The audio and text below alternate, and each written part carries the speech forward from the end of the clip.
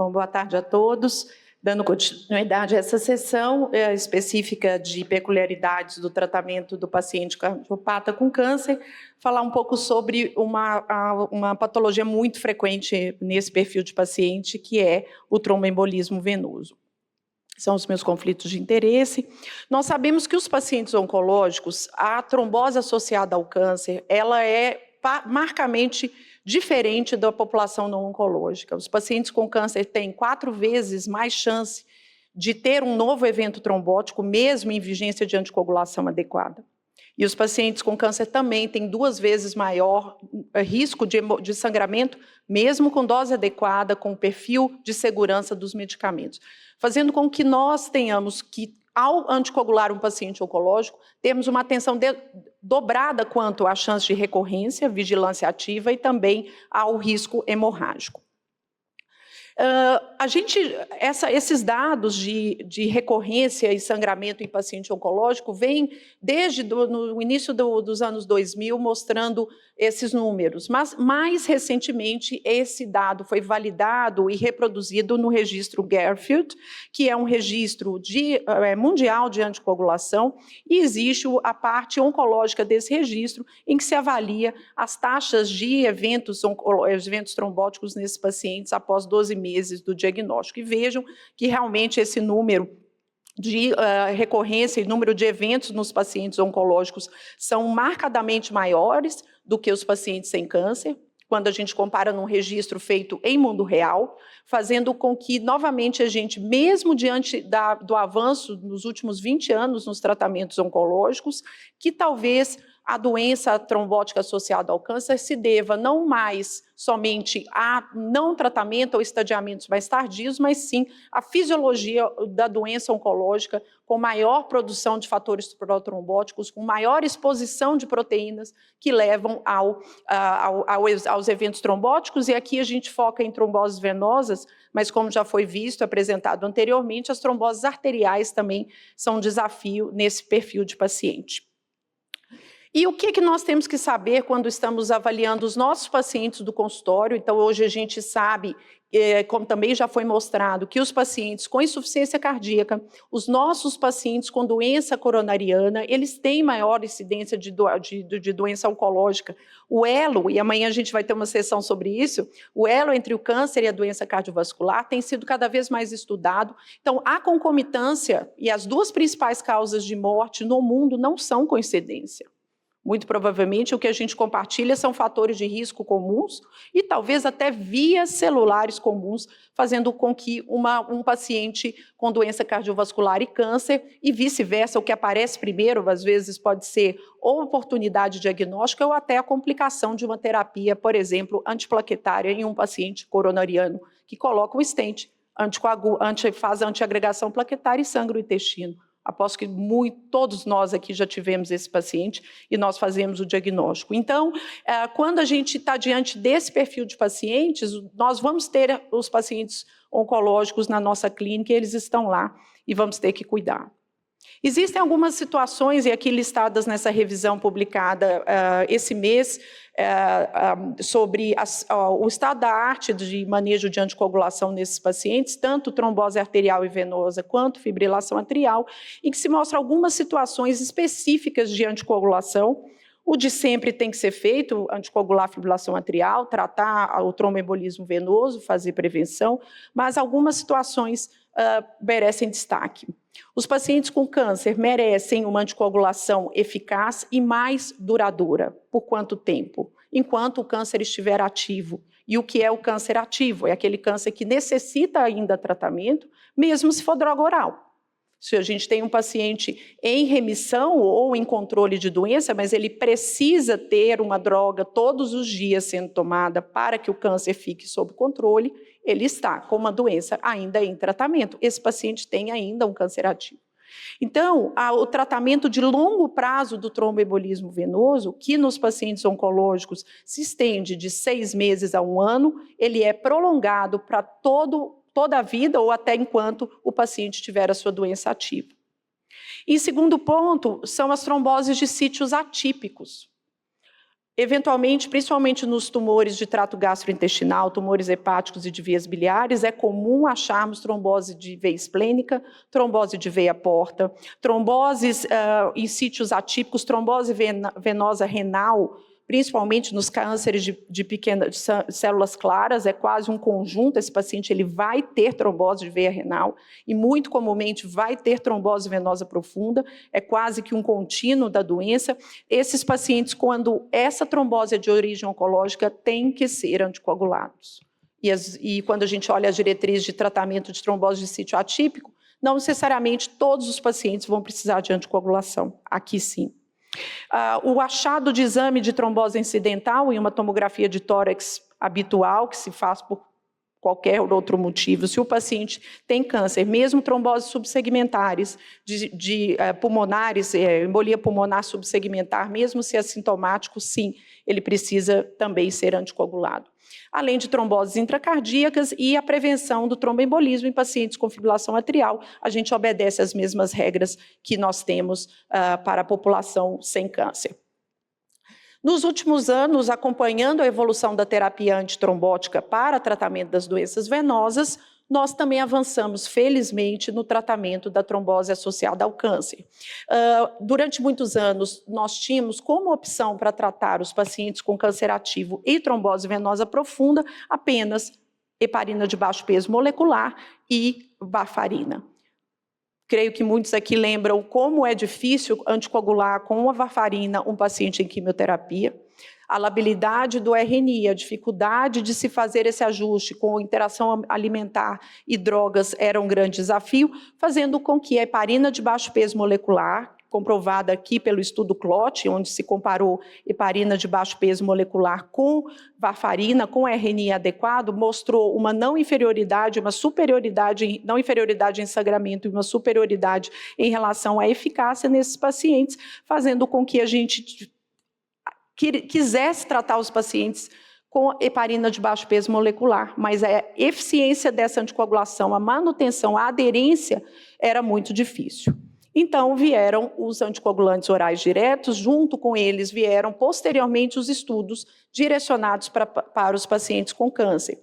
Hokusai-VTI, que avaliou a edoxabana, SELECT-D, que avaliou o rivaroxabana, e depois o Caravaggio e o ADA, que avaliaram a pixabana nesse contexto de pacientes com câncer ativo, sendo comparados em relação à heparina de baixo peso molecular, que era o gold standard. Nós não comparamos com varfarina, porque a varfarina nunca foi uma boa opção para tratar trombose venosa em paciente oncológico.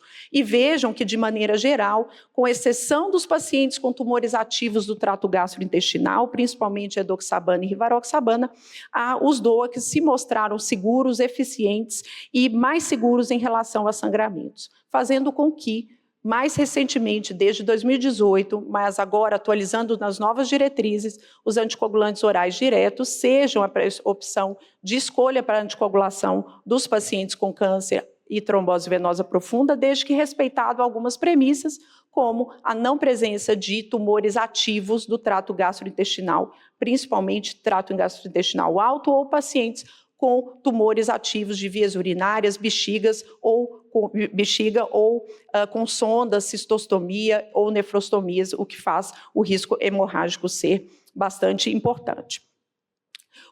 Com a publicação dos estudos e o uso na vida real, nós começamos a ter, finalmente, os dados de literatura, trazendo essa avaliação do uso dos anticoagulantes em pacientes com câncer e trombose venosa profunda.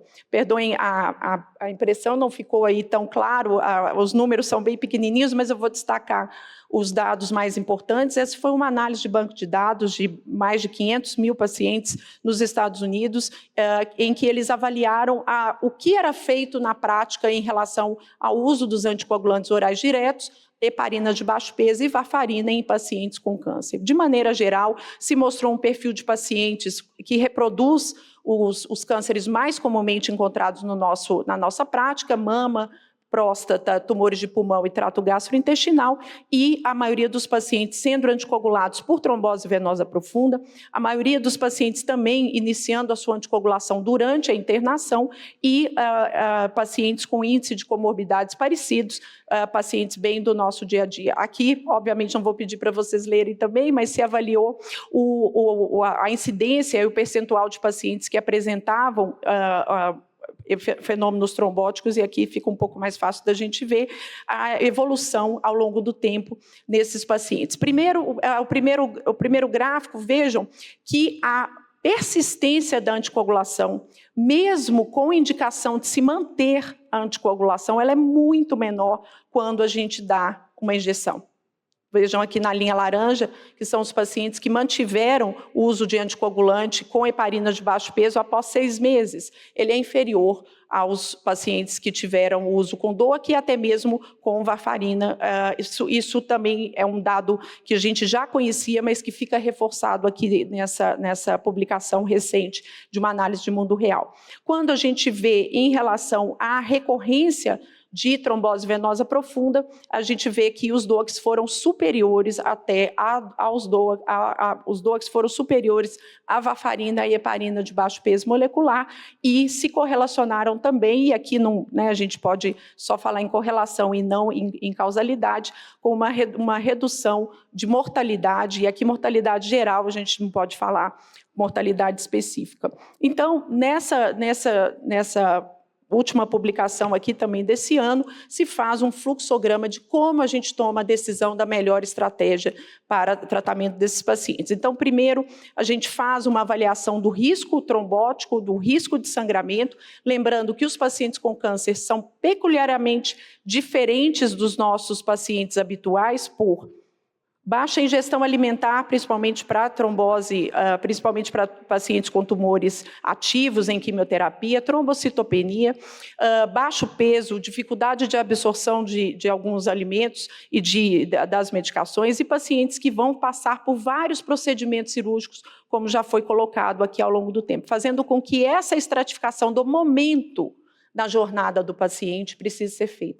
E essas avaliações, em que momento eu estou ao cuidar do meu paciente em relação ao risco trombótico, risco de procedimento, risco de sangramento, ela tem que ser feita de maneira recorrente. O paciente de um mês não é o mesmo do mês seguinte, e o planejamento do futuro também é dinâmico. Então, é muito, muito importante que quem cuida, nós que cuidamos desses pacientes, todos nós, tenhamos essa visão de que momento eu estou, porque eventualmente eu posso estar no momento de preparo da cirurgia e eu posso precisar alterar o tipo de anticoagulação.